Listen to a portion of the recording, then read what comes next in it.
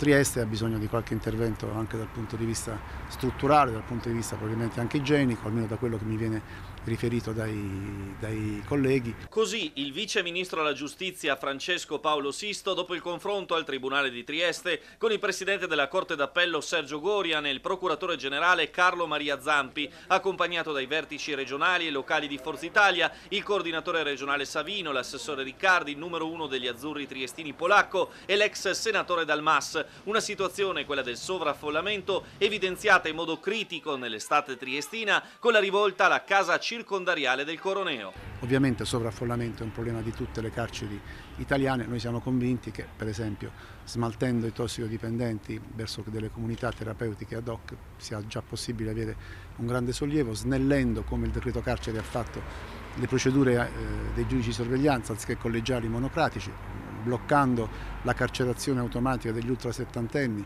e di coloro che sono a casa per ragioni di salute, insomma una serie di meccanismi variegati che possono portare certamente un beneficio. Poi la questione del nuovo carcere di San Vito al Tagliamento, che dovrebbe contribuire ad alleggerire il problema in Friuli Venezia Giulia. Per Pordenone è prossima lo start-up di San Vito al Tagliamento.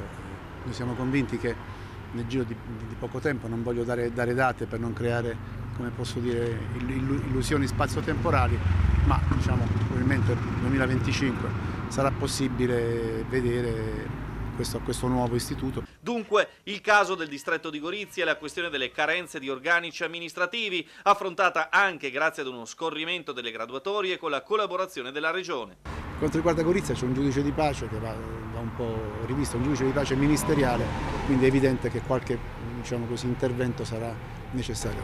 Col Presidente della Corte d'Appello abbiamo condotto anche qui un'analisi piuttosto lucida della situazione. Lui ha detto che sostanzialmente sì, ci sono delle carenze, ma gli uffici riescono in qualche maniera ad andare avanti.